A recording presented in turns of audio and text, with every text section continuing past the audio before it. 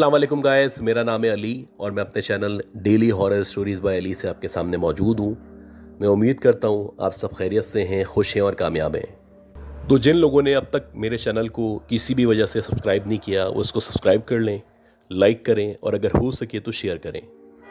अगर आप अपनी स्टोरीज़ को शेयर करना चाहते हैं व्हाट्सएप कर सकते हैं, ईमेल कर सकते हैं, रिकॉर्डिंग भेज सकते हैं। जैसे आपको बेहतर लगे आप अपनी स्टोरीज़ को भेजें। व्हाट्सएप नंबर, ईमेल एड्रेस दोनों चीज़ें मौजूद हैं और आपका स्टोरी शेयर करना मेरे लिए बहुत ज़्यादा इंपॉर्टेंट है। अच्छा गाइस, आज की जो पहली स्टोरी है ये मिस रूही ने भेजी है और इनका जो ताल्लुक़ है वो बेसिकली पेशावर से है। ये बताती हैं कि जब ये कॉलेज लाइफ में थी तो बहुत ज़्यादा इनके अंदर जो है वो स्पोर्ट्स का जो है जज्बा उजागर था और इनकी कोशिश होती थी कि जितने भी इवेंट्स वगैरह होते हैं या स्पोर्ट्स की जितनी भी सेरेमनीज़ होती हैं या इंटर सिटी या इंटर कॉलेजेस कंपटीशन होता है उसमें पार्टिसिपेट करें, अपने कॉलेज को, अपने आप को रिप्रेजेंट करें और वहाँ जाके अपना नाम कमाएं। तो ऐसे ही ये बताती हैं कि एक स्पोर्ट्स कंपटीशन हो रहा था और वो इंटर कॉलेजेस था, तो इनको उसमें पार्टिसिपेट करना था। ये बताती हैं कि ये जो कंपटीशन था ये इनके शहर से तकरीबन 150 किलोमीटर दूर था और वहाँ पे भी एक कॉलेज था, वहाँ पे इसको ऑर्गेनाइज़ किया गया था। वहीं इनको जाना था, एक रात इनको वहाँ पे स्टे करना था और उसके बाद जो कंपटीशन था उसमें पार्टिसिपेट करना था और उसी सेम डे विनर की जो है अनाउंसमेंट होनी थी। खैर बहरहाल ये अपना होमवर्क करके तैयारी वगैरह मुकम्मल करके वहाँ के लिए रवाना हुई। ये बताती हैं कि अपने कॉलेज से मैं थी, मेरे अलावा एक और लड़की थी, इसके अलावा एक टीचर हमारे साथ थे जो हमारी सिक्योरिटी के लिए मौजूद थे। हम बहुत ज़्यादा उम्मीदें लेके जा रहे थे क्योंकि हमारा मकसद ये था कि हम वहाँ जीतने के लिए जा रहे हैं और हमें अपने कॉलेज का अपना नाम जो है वो आगे लेके आना है और अपने आप को साबित करना है। ये बताती हैं कि जब ये उस पार्टिसिपेशन में या उस कॉलेज में पहुंची तो वहाँ पे शुरू में इंट्रोडक्शन हुआ जो नॉर्मली हुआ करता है। उसके बाद इनको बता दिया गया कि आप चाहें तो आज प्रैक्टिस कर लें क्योंकि कल सुबह जो है वो कंपटीशन होगा और कल शाम में जो इवेंट है ख़त्म हो जाएगा। ये बताती हैं कि शुरू का जो भी इंट्रोडक्शन था वो हुआ, उसके बाद हमें एक रूम दिया गया। वो जो रूम था बेसिकली ये इसी कॉलेज का एक रूम था और वहाँ पे एक बेड लगा हुआ था, एक समझ ले कूलर रखा हुआ था, छोटा सा एक रूम था जो हम 2 लड़कियों के लिए काफ़ी था। और जो हमारे साथ टीचर आए थे उनको जो दीगर स्टाफ है यानी मेल स्टाफ है उनके साथ एडजस्ट किया गया था। ये बताती हैं कि शाम तो बड़ी अच्छी गुजरी, हमने जो भी कंपटीशन था उसके लिए तैयारी की, प्रैक्टिस की और हमारा विजन यही था कि हम यहाँ से जीत के जाएंगे। खैर जब इन्होंने प्रैक्टिस वगैरह की, तैयारी की तो उसके बाद ये लोग थक चुके थे। ये बताती हैं उसके बाद हम गए, फ्रेश हुए और उसके बाद छोटा मोटा जो भी नाश्ता था वो किया हमने। तकरीबन रात के 8:30-9 बज चुके थे और हम सोने की तैयारी कर रहे थे। अब मेरे साथ एक मसला है कि मैं जब भी नई जगह पे जाती हूँ या किसी भी नई जगह पे मैं मौजूद होती हूँ तो वहाँ पे नींद आना मेरे लिए बड़ा मुश्किल होता है और इनके बरक्स इनके साथ जो इनकी कूलिंग मौजूद थी वो फ़ौरन लेटते ही सो गई थी। ये बताती है कि मैं मुसलसल मोबाइल यूज़ कर रही थी और रात के तकरीबन 12 या 12:30 बजे का टाइम हो चुका था। मैं चाह रही थी कि मैं सो सकूं क्योंकि मैं यहाँ जीतने के लिए आई थी। अगर मेरी नींद पूरी नहीं होती तो हो सकता है कि सुबह मैं अपना 100% नहीं दे पाती। खैर ये करवटें बदलती रहीं और जब इनको फिर भी नींद नहीं आई तो उसके बाद उन्होंने सोचा कि मैं थोड़ा सा बाहर निकलती हूँ क्योंकि सामने एक पार्क मौजूद था। तो रात के 12-12:30 बजे ये पार्क में टहलने के लिए आ गई। सिक्योरिटी का कोई इशू नहीं था क्योंकि बहुत सारे और भी लोग मौजूद थे और जो स्कूल था या जो भी एरिया था वहाँ पे सिक्योरिटी गार्ड भी मौजूद थे। अब ये बताती है कि मैं उस पार्क में या लाउंज में आके टहलने लगी तो मैंने देखा कि उस पार्क के कोने में जो एक बेंच लगी हुई है वहाँ पे एक लड़की बैठी हुई है और वो काफ़ी देर से मुझे देख रही है और देख के मुस्कुरा रही है। पहले तो मैं इग्नोर करती रही क्योंकि मैं उसको नहीं जानती थी और मैं थोड़ा सा परेशान भी थी कि ये मुझे क्यों देख रही है और मुस्कुरा क्यों रही है। खैर जब काफ़ी देर तक वो मुझे देखती रही तो मैंने सोचा कि मैं उसके करीब जाती हूँ, उससे जाके पूछती हूँ या उसको पहचानने की कोशिश करती हूँ, हो सकता है मेरी कोई जानने वाली हो। बहरहाल ऐसा ऐसा करती हुई उसके पास चली गई और उसको जाके इन्होंने सलाम किया। ये बताती जब मैंने उसको सलाम किया तो उसने कोई जवाब नहीं दिया और वो मुझे देख के मुसलसल मुस्कुराती रही। मैं बड़ा हैरान थी कि हमारा तरीक़ाकार यही है कि जब हम किसी नई जगह जाते हैं या नए लोगों से मिलते हैं तो हमारी कोशिश होती है कि ग्रीटिंग दें। मैं उसको ग्रीट कर चुकी थी लेकिन उसने जो मुझे रिस्पॉन्स नहीं किया ये देख के मुझे बड़ी मायूसी हुई। खैर मैं उसके करीब गई, कुछ देर खड़ी रही, फिर मैंने सोचा कि वापस चले आती हूँ और जैसे ही मैं वापस आने के लिए मुड़ी तो उसने कहा कि मेरा नाम नताशा है। जब मैंने उसके मुंह से उसका नाम सुना तो मुझे अच्छा लगा क्योंकि मैं तो समझ रही थी कि बहुत ही कोई रूड लड़की है, इसने मेरे सलाम का जवाब तक नहीं दिया। अब जब उसने बात करना शुरू की तो मैंने भी उससे बातचीत शुरू कर दी। ये बताती है कि तकरीबन मैं 5-7 मिनट तक उससे बात करती रही, उसके बारे में जानती रही। उसने बताया कि वो इसी कॉलेज की स्टूडेंट है और वो यहीं पे रुकी हुई है। अब मैं सोच में पड़ गई कि अगर ये इसी कॉलेज की स्टूडेंट है तो मेरे ख्याल में यहाँ के जितने भी स्टूडेंट्स हैं उनके लिए यहाँ पे रहने का इंतज़ाम नहीं किया गया था, क्योंकि ऑलरेडी वो इसी शहर से थे। सिर्फ इस हॉस्टल में या इस जगह पे वो लोग रुक सकते थे जो दूसरे शहरों से आए थे या दूर दराज इलाकों से आए थे। खैर, मैंने सोचा कि हो सकता है कि कोई स्पेशल परमिशन इसको मिली हुई हो। कुछ देर मैं उससे बात करती रही। उसके बाद मेरे जहन में यही था कि मुझे जाके सोना चाहिए, क्योंकि अगर मैं नहीं सोऊंगी तो सुबह पार्टिसिपेट नहीं कर पाऊंगी। मैं उससे कुछ देर बात करने के बाद वापस अपने रूम में आ गई और बिला आखिर मैं सोने की तैयारी करने लगी और मुझे नींद आ गई। ये बताती है कि मुझे सोते हुए 2-2.5 घंटे गुजरे थे कि एकदम से कमरे में शोर की आवाज़ महसूस हुई, और जैसे ही शोर की आवाज़ महसूस हुई तो मुझे ऐसा लगा जैसे कमरे में कोई मौजूद है, और मैं उठ के बैठ गई। जब मैंने अपने इर्द गिर्द देखा तो मेरी फ्रेंड सो रही थी और कमरे में कोई मौजूद नहीं था। मैं ये ऑब्ज़र्व कर ही रही थी कि इसी दौरानिए में मुझे ऐसा लगा मेरे कमरे के बाहर, यानी हमारे गेट के आगे, कोई वॉक कर रहा है या वहाँ पे खड़खड़ की आवाज़ आ रही है। अब जब मुझे अपने कमरे के बाहर से खड़खड़ की आवाज़ आई तो मैंने सोचा कि मैं वहाँ पे जाके देखती हूँ। ये बताती है कि जब मैंने गेट खोला कि मैं देख सकूँ कि बाहर कौन मौजूद है, तो गेट के बिल्कुल सामने कोई भी मौजूद नहीं था, लेकिन लेफ़्ट साइड पे जो सीधा रास्ता जा रहा था उस तरफ मुझे ऐसा लगा कि कोई चलता हुआ गया है। अब ये बताती है जैसे ही मुझे लगा कि लेफ़्ट साइड से कोई चल रहा है तो मैंने उस तरफ जाना शुरू किया, और जैसे ही मैं लेफ़्ट साइड के कोने पे पहुंची तो वहाँ पे एक कमरा मौजूद था। अब मुझे कमरे के अंदर से आवाज़ आना शुरू हुई। ये बताती हैं कि जैसे ही मुझे कमरे के अंदर से आवाज़ आना शुरू हुई तो मैंने सोचा कि इसको खोल के देखती हूँ कि आखिर कौन है जो मुझे डराने की कोशिश कर रहा है या तंग कर रहा है। खैर, इन्हीं ख्यालात में जब मैंने गेट खोला तो जैसे ही मैंने गेट खोला तो मेरी नज़र सामने पड़ी और मैंने देखा कि एक लड़की गले में फंदा लगाए फंके से लटकी हुई है। और जब मैंने उसके चेहरे पे देखा, गौर किया, तो मैं ये देख के हैरान रह गई कि ये वही लड़की थी जो अभी थोड़ी देर पहले मुझे गार्डन में या पार्क में मिली थी और जिसने अपना नाम मुझे नताशा बताया था। अब मेरे सामने इतना खौफनाक मंजर था जो नाकाबिले यकीन था, नाकाबिले बयान था या नाकाबिले बर्दाश्त था। लिहाजा मैं सबसे पहले वहाँ से निकली और वापस अपने रूम में गई। मैंने सोचा कि अपनी फ्रेंड को बताती हूँ और जाके जो हमारे साथ टीचर आए हुए हैं उनको इन्फॉर्म करती हूँ, या जो भी लोग या जो भी सिक्योरिटी गार्ड्स मुझे नज़र आते हैं उनको बताती हूँ कि यहाँ पे उस लड़की की लाश लटकी हुई है, शायद उसने ख़ुदकुशी कर ली है। ये बताती हैं सोचते हुए मैं जैसे ही अपने रूम में दाखिल हुई, मेरे हवास बाख्ता हुए थे। मैंने अपनी फ्रेंड को उठाया, उसको इन्फॉर्म किया, और जब मैंने उसको ये बताया तो वो डर गई। उसके अंदर अब इतनी हिम्मत नहीं थी कि वो वहाँ जाके देखती। उसने कहा कि हम फ़ौरन टीचर के पास चलते हैं। तो हम फ़ौरन से अपने जो टीचर थे जो हमारे साथ आए थे उनके पास गए। उनको हमने नॉक करके उठाया। जब वो बाहर आए तो उनको हमने सारा का सारा किस्सा बताया। ये बताती हैं कि जब उन टीचर को हमने सारा का सारा किस्सा बताया तो वो भी परेशान हो गए, और उन्होंने वहाँ पे जो सिक्योरिटी गार्ड वगैरह मौजूद थे या दीगर जो स्टाफ मौजूद था उनको जाके उठाने की कोशिश की और उनको सारा का सारा वाक़या बताया। अब ये बताती हैं कि जब उन लोग हमने वाक़या बताया तो वहाँ पे जो सिक्योरिटी गार्ड वगैरह मौजूद थे वो अजीब सी निगाहों से हमें देखने लगे, और वो फिर हमारे सर के साथ हमारे साथ उस कमरे में आए जहाँ पे मैंने उस लड़की की लाश लटकी हुई देखी थी। बहरहाल जब हम उस कमरे में आए या उस जगह पे आए जहाँ पे उस लड़की की लाश लटकी हुई थी, तो ये देख के मैं हैरान रह गई कि वहाँ पे ना उस लड़की की लाश लटकी हुई थी, ना कोई वजूद था उसका, ना उसका कोई नामो निशान था। अब बाकी सारे लोग जो थे, मेरी दोस्त भी, मेरे टीचर भी और हमारे जितने भी स्टाफ के लोग वहाँ पे मौजूद थे, वो सब मुझे अजीब सी निगाहों से देखने लगे। वो कहने लगे कि यहाँ पे कोई लाश मौजूद नहीं है, आपको वहम हो गया है। अब ये मंजर देख के मैं बड़ी हैरान थी, क्योंकि मैंने अच्छी तरह गौर से देखा था कि वहाँ पे एक लाश लटकी हुई थी और वो उसी लड़की की थी जो मुझे पार्क में मिली थी। खैर, मैं अजीब कन्फ्यूजन का शिकार थी। जैसे तैसे रात गुजरी और जब सुबह हुई तो मैं मेंटली तौर पे प्रेजेंट नहीं थी। मैं मुकम्मल तौर पे कॉम्पीट नहीं कर सकी और ना कोई पोजीशन ले सकी। ये बताती हैं शाम जब हुई तो उसके बाद जो हम लोग थे वापस रवाना हो गए, और वहाँ से वापस हमें अपने शहर या कॉलेज आना था। लेकिन मेरे जहन में मुसलसल वो लड़की, उसका नक्श और वो लाश चल रही थी जो मैंने फंके से लटकी हुई देखी थी। कोई भी मेरी बात को मानने को तैयार नहीं था, लेकिन मुझे अच्छी तरह याद है कि मैंने खुद उस लड़की से बात की थी या उसकी बॉडी को देखा था।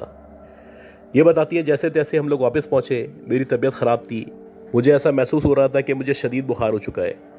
खैर, जब मैं वापस घर आई तो मैंने अपनी मदर को सारा का सारा वाक़या बताया, और मेरी मदर ने जब ये सारा का सारा वाक़या सुना तो उन्होंने मुझ पर दम दुरूद किया और पानी पे दम करके मुझे पिलाया।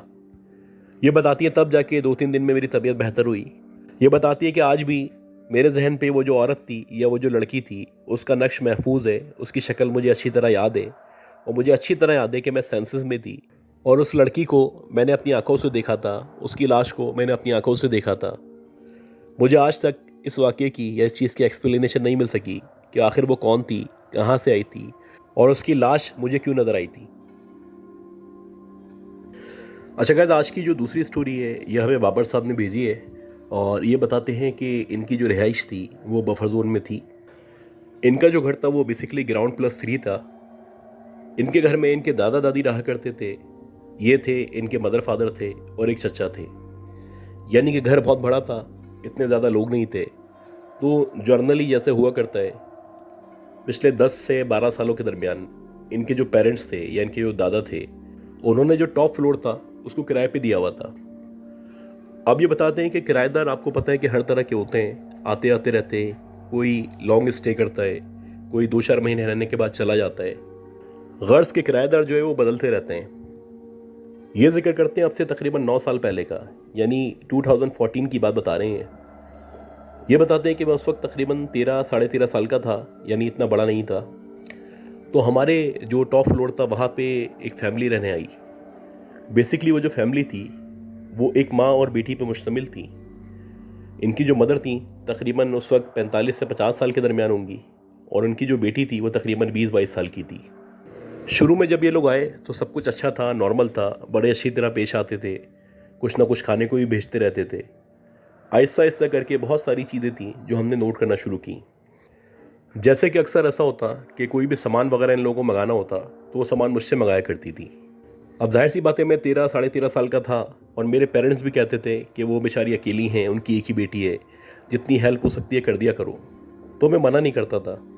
शुरू शुरू में तो मुझे समझ नहीं आया, लेकिन आहिस्ता आहिस्ता करके मैंने गौर करना शुरू किया कि इन लोगों की आदत थी कि तकरीबन रोज़ाना ये मुझे भेजते और बाज़ार से जो ज़िंदा मुर्गियाँ होती हैं वो मुझसे मंगवाया करते। कभी 2 मंगवाते, कभी 3 मंगवाते। अब 2-4 दिन तक तो ठीक था, लेकिन इन्होंने मुसलसल जब 10 दिन तक मुझसे मुर्गियाँ मंगवाई तो मैं बड़ा हैरान था कि ये अकेले 2 माँ बेटी इतनी सारी मुर्गी कैसे खा लेते हैं या इस गोश्त का क्या करते हैं। खैर, इसी तरह टाइम गुजरता रहा। अक्सर ऐसा होता कि जो आंटी थी या वो जो खातून थी वो मुझे बहुत सारी मिठाई या इस तरह की चीज़ें देती और कहती कि नीचे जितने भी बच्चे मौजूद हैं इनको खिला दो। नॉर्मली मैं खिला दिया करता था, लेकिन उसके बाद मैंने ऑब्ज़र्व करना शुरू किया कि जिन लोगों को भी या जिन बच्चों को भी मैं ये मिठाई खिलाता हूँ या कुछ खाने को देता हूँ तो उनकी तबीयत जो है वो अगले दिन ख़राब हो जाती है। जैसे कि एक दफ़ा ऐसा हुआ कि मेरा एक कज़न आया हुआ था जो मुश्किल से 10-11 साल का था उस वक्त। तो आंटी ने मुझे मिठाई वगैरह दी कि सब बच्चों को खिला दो, और वो मिठाई मैंने अपने कज़न को भी दे दी। अब जब वो मिठाई मैंने अपने कज़न को दी तो अगले दिन उसकी तबीयत बहुत ख़राब हो गई। ऐसा लग रहा था कि उसको शदीद बुखार हो चुका है और उसका जो बुखार था वो उतरने का नाम ही नहीं ले रहा था। सारे के सारे घर वाले परेशान थे, ख़ास तौर पे उसके जो पेरेंट्स थे वो बहुत ज़्यादा परेशान थे। मुख्तलिफ डॉक्टरों को वो दिखा रहे थे लेकिन कोई अफाका नहीं हो रहा था। 2-3 दिन बाद दोबारा आंटी ने मुझे मिठाई दी कि बांट दो। अब मैंने जानबूझ के कुछ ख़ास बच्चों को वो मिठाई खिलाई और बाकी जो मिठाई थी वो फेंक दी। मैंने सोचा कि मैं अब ऑब्ज़र्व करूँगा कि इनकी तबीयत अगले दिन ख़राब होती है या नहीं होती।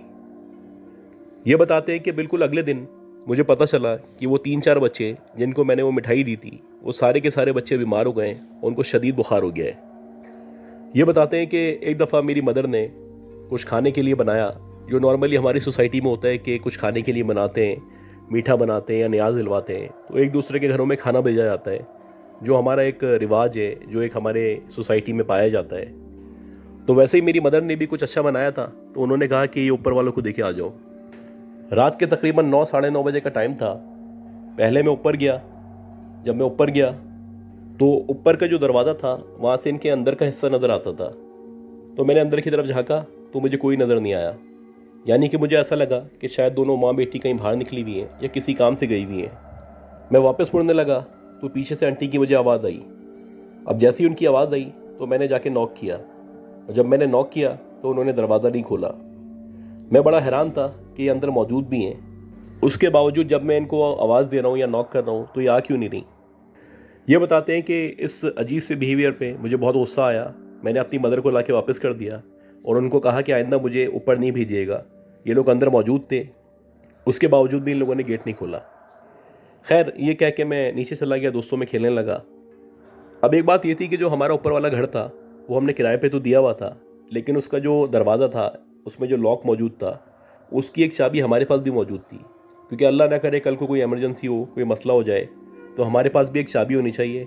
डुप्लीकेट चाबी जो थी वो हमने किराएदारों को दी हुई थी। ये बताते हैं कि इसी तरह 3-4 दिन गुजर गए और 3-4 दिन बाद रात के तकरीबन 1 या 1:30 बजे का टाइम था।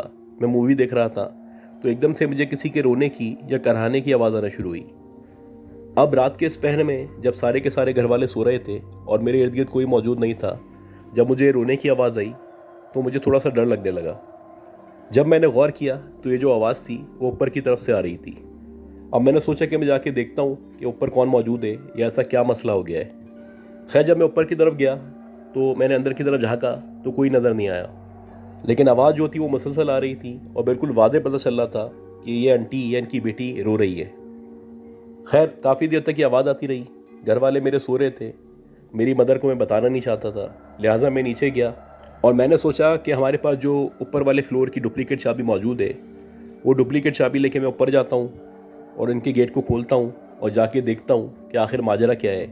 ये जो भी रो रहा है, चाहे आंटी रो रही हैं या उनकी बेटी रो रही है, तो उसकी वजह क्या है। खुदा ना करे कोई इनके घर में घुस तो नहीं गया है या कोई ऐसा मसला तो नहीं हो चुका है। लिहाजा मैंने चाबी ली और वापस ऊपर की तरफ गया। अब जब मैं दोबारा ऊपर की तरफ गया तो अगेन मुझे महसूस हुआ कि कोई रो रहा है। मैं जो काम करने वाला था वो बहुत गैर अखलाकी था और बिल्कुल समझ से बाहर था, लेकिन मेरी जो एज थी वो कच्ची उम्र थी। लिहाजा मैंने सोचा कि ये काम कर लेते हैं, डोर खोलते हैं और जाके देखते हैं मसला क्या है। अब ये बताते हैं कि जब मैंने चाबी से गेट खोला तो आहिस्ता से मैंने गेट खोला ताकि किसी को पता ना चले और अंदर की तरफ जाने लगा। जैसे ही मैं अंदर की तरफ जाने लगा तो आहिस्ता आहिस्ता करके उनके घर में जो चीज़ें मौजूद थी या जो कुछ रखा हुआ था उस पर मेरी नज़र पड़ना शुरू हुई। सबसे पहले मैंने देखा कि लेफ़्ट साइड पे जहाँ किचन मौजूद है वहाँ पे बहुत सारी मुर्गियों की गर्दनें मौजूद हैं। यानी कि बज़ाहिर ऐसा लग रहा है कि जो भी मुर्गियाँ वो मुझसे मंगवाती हैं उनकी गर्दनें अलग जमा कर लेती हैं और गोश्त का अलग इस्तेमाल करती हैं।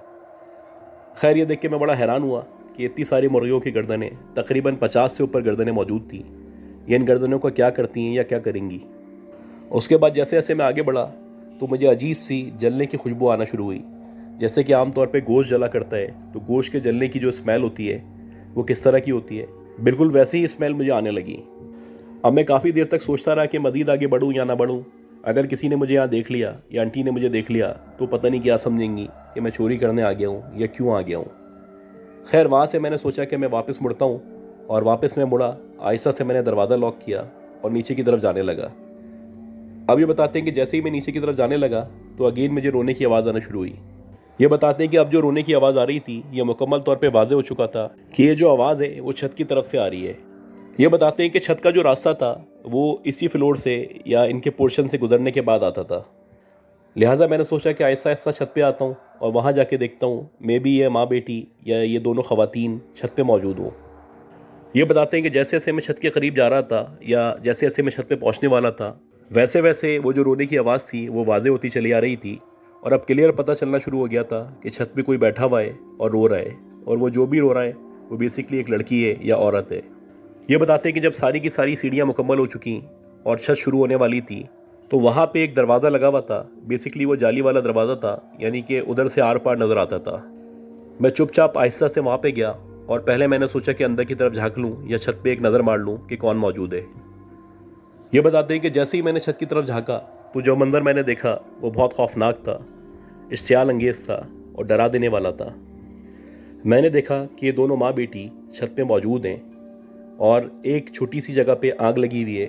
बज़ाहिर ऐसा लग रहा है कि किसी तगारी में या किसी बर्तन में इन्होंने आग लगाई हुई है और इनकी जो बेटी है वो सामने की तरफ मुँह करके बैठी हुई है और पालती मार के बैठी हुई है, यानी कि उसकी जो बैक साइड है वो मुझे वाज़े नज़र आ रही है और वो नेकेड है। अब ये देख के मैं बड़ा हैरान हुआ, मेरी समझ से बाहर था कि क्या कुछ चल रहा है यहाँ पे। ये बताते हैं कि इसी दौरानिए में उसकी जो मदर थी या वो जो खातून थी उन्होंने एक जलती हुई लकड़ी उठाई और अपनी बेटी की पीठ पे दागना शुरू कर दी, और जैसे जैसे वो दाग रही थी वैसे वैसे इनकी बेटी बहुत बुरी तरह चीख रही थी। ये बताते हैं कि जब मैंने ये मंजर देखा तो मैंने फ़ौरन उल्टे पाँव नीचे दौड़ लगाई, जैसे तैसे गिरता पड़ता अपने घर पहुंचा और वहाँ जाके मेरे औसान ख़ता हो गए। मेरी समझ में नहीं आ रहा था कि किस किस्म का अमल है जो कर रहे हैं और बेसिकली ये जो औरतें यहाँ पे क्या करना चाहती हैं। खैर ये बताते हैं कि अगले दिन जब सुबह हुई तो मैंने अपने पेरेंट्स को सारी की सारी बात बताई और मेरे जो पेरेंट्स थे ये सुन के उन्होंने पहले तो यकीन नहीं किया, लेकिन उन्होंने कहा कि ठीक है, अगर ऐसा है तो हम अभी जाके उनके घर को चेक कर लेते हैं। और मेरे कहने पे जब वो ऊपर गए, ऊपर जाके चेक किया तो वाकई में उन खातून के घर में बहुत सारी ऐसी चीज़ें मौजूद थीं जो जादू के लिए या सफली अमल के लिए इस्तेमाल की जाती हैं। मेरे फादर ने शदीद गुस्सा किया और उन दोनों को धमकी दी कि अगर वो लोग इसी वक्त इस घर को छोड़ के नहीं चले आएंगे तो वो पुलिस को इन्फॉर्म कर देंगे और फिर पुलिस जो है इनको अरेस्ट कर लेगी। ये सुन के वो जो माँ बेटी थी बहुत बुरी तरह डर गईं और उन्होंने कहा ठीक है, आप हमें शाम तक का टाइम दें, हम इस घर को छोड़ के चले आएंगे। और वैसे ही हुआ कि शाम तक उन्होंने वो जो घर था उसको खाली कर दिया, जो भी उनका ज़रूरी सामान था वो लेके चली गईं। और उसके बाद वो जो औरतें थीं वो हमें कभी भी नज़र नहीं आईं। ये कहते हैं कि आज तक मेरे जहन में एक क्वेश्चन मौजूद है कि वो जो औरतें थीं या वो जो माँ बेटी थीं जिन्होंने अपने आप को माँ बेटी बताया था, वो हमारे घर में रुक के या हमारी छत पे ऐसा क्या अमल कर रही थी और ये करने से उनको ऐसा क्या मिल जाता। तो गाइस मैं उम्मीद करता हूँ जो भी स्टोरीज़ मैंने शेयर की हैं ये स्टोरीज़ आपको पसंद आई होंगी। अगर आपको ये स्टोरीज़ पसंद आई हैं तो प्लीज़ मेरे चैनल को लाइक करें, सब्सक्राइब करें, शेयर करें। दुआ करें कि अल्लाह हम सबको ज़िंदगी दे, सेहत दे, सलामती हो। अपना ख्याल रखिएगा। अल्लाह हाफ़िज़।